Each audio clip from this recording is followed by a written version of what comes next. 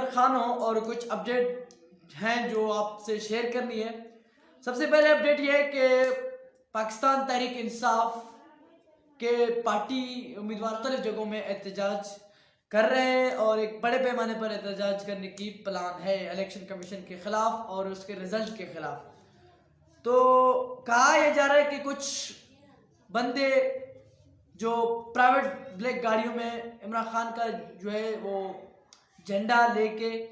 وہ مختلف جگہوں پر دہشت گردی کے جو ہے اثرات پھیلا رہے ہیں۔ اب باتوں میں پتہ نہیں کتنی صداقت ہے، تو اسی وجہ سے جو پاکستان تحریک انصاف ہے انہوں نے بڑے پیمانے پر اپنے جو جلسہ ہے وہ اس کو ملتوی کر کے اب چھوٹے چھوٹے ایریا پر وہ احتجاج کر رہے ہیں تاکہ 9 مئی واقعہ دوبارہ پیش نہ آ سکے۔ پاکستان مسلم لیگ نون کے قائد نواز شریف صاحب جو ہے اقتدار کی آگ میں اتنا اندھا ہو گیا کہ اس کے کچھ دکھائی نہیں دیتا۔ اس کا جو ایک اہم سینئر رہنما ہے ڈاکٹر آصف کرمانی جو 24 گھنٹے اس کے ساتھ ہیں، وہ اس کو نصیحت کر مشورہ دے رہے کہ میاں صاحب آپ تو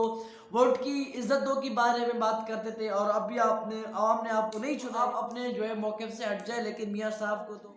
اقتدار نظر آتا ہے۔ اور اس کے علاوہ جو اس کے اہم رہنما ہے اور اس کی پارٹی کے کارکن ہیں، وہ جب الیکشن سے ہارے ہیں تو وہ اپنی شکست کو تسلیم کر رہے ہیں کہ بھئی ہم ہار چکے ہیں، لیکن الیکشن کمیشن آف پاکستان ہے وہ ان کو زبردستی جتوا رہا ہے۔ پہلی بار ہوا ہے کہ امیدواران کہہ رہے ہیں کہ ہم ہار گئے، لیکن الیکشن کمیشن کہہ رہے ہیں کہ نہیں آپ جیت رہے ہیں، آپ جیت رہے ہیں۔ دوسری ہے کہ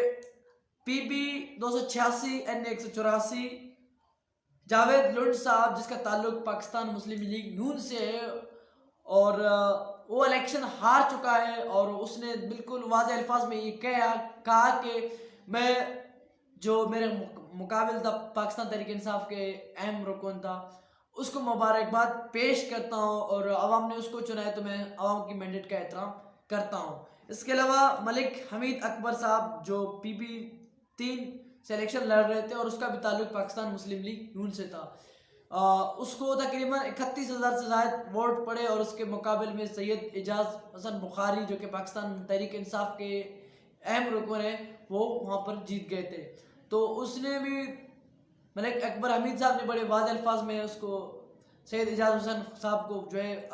مبارکباد پیش کی اور کہا کہ ہم عوام کی مینڈیٹ کا احترام کرتے ہیں، عوام نے آپ کو چنا ہے تو ایک سیٹ کے لیے ہم اپنی جو ہے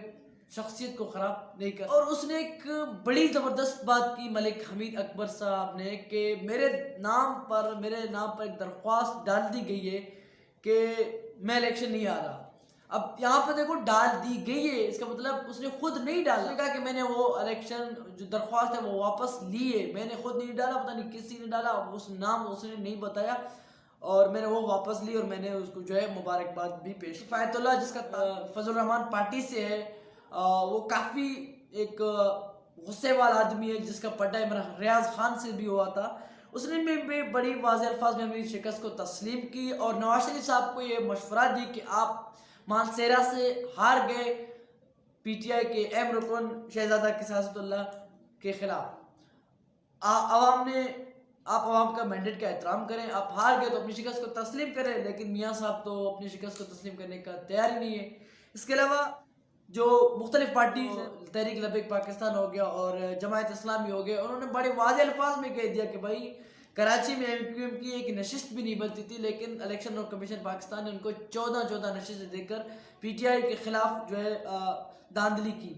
یہ نشستیں اور سیٹیں اصل میں پی ٹی آئی کی تھی، لیکن الیکشن کمیشن پاکستان نے زبردستی جو دھاندلی کے بنا پر یہ سیٹیں ایم کیو ایم پاکستان کو دے دی تھی۔ اور اس کے علاوہ یہ اپڈیٹ